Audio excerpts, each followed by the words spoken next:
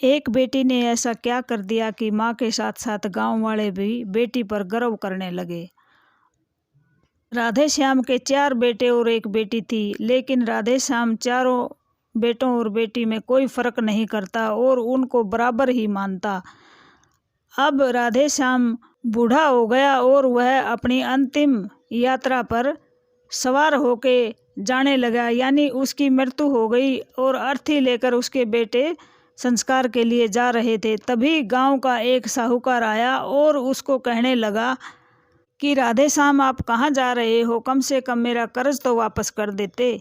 अब साहूकार ने अर्थी को रोक लिया और चारों बेटों की तरफ लखाए, कहने लगे कि तुम्हारे पिता ने मेरे से 2 लाख रुपए उधार लिए थे और उनको चुकाए बिना मैं तुम्हारे पिता का संस्कार नहीं होने दूंगा।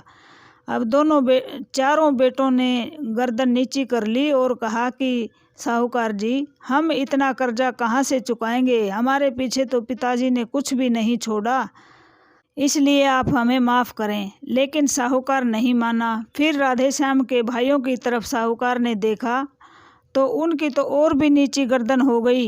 उन्होंने सोचा कि हम कर्जा क्यों दें, इसके बेटे ही नहीं दे रहे तो हम किस लिए दें। अब साहूकार ने अर्थी को वहीं रोक लिया और वहाँ पे सारे गांव वाले इकट्ठे हो गए। जिसको नहीं पता था वह भी आ गया कि वहाँ पे यह क्या हो रहा है। अब किसी ने उसकी बेटी और पत्नी को खबर दी कि ऐसे ऐसे साहूकार ने राधे श्याम की अर्थी बीच में ही रोक रखी है और संस्कार के लिए नहीं जाने दे रहे हैं। लड़की राधे श्याम की बेटी दौड़ी दौड़ी आई और साहूकार के पायों में गिरकर माफ़ी मांगने लगी कि साहूकार जी, हमें माफ़ कर दो और इस टाइम मेरे पिता का संस्कार होने दो।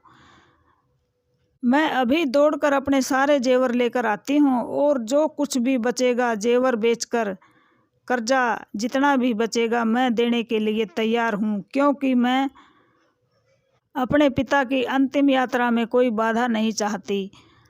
अब साहूकार ने लड़की को पैरों में से उठाया और उसको शाबाशी दी और सिर पर हाथ रखा कि बेटी, तुम तो हमारे बेटों से भी ऊपर हो और तुम्हारे पिताजी कोई निकम्मे और नाकारा नहीं थे, वह बहुत ही मेहनती और ईमानदार थे। उन्होंने मुझे व्यापार में घाटा होने पर मेरी ही मदद की थी और उन्होंने मेरे को 2 लाख रुपए दे रखे थे और ब्याज भी नहीं लिया। अब मैं इनको लौटाने के लिए आ रहा था, लेकिन मेरे समझ में ये नहीं आ रहा था कि मैं यह पैसे किसको दूं, कौन इन पैसों के लायक है।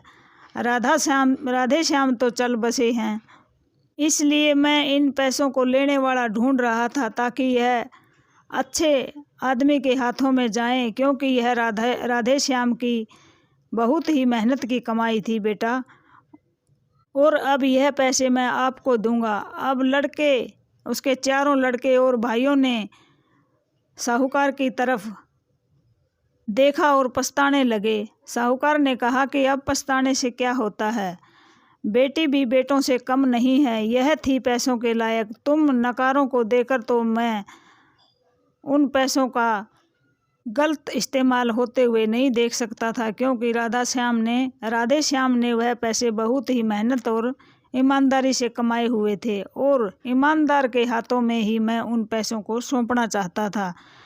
जो एक बेटी के रूप में मैंने ईमानदार को ढूंढ लिया है। साहूकार ने वह पैसे बेटी को देते हुए बेटी का धन्यवाद किया और गांव वालों और बेटी की मां ने अपनी बेटी पर गर्व करते हुए बेटी की बहुत ही प्रशंसा की। कहानी अच्छी लगी हो तो कमेंट्स करके बताना। धन्यवाद।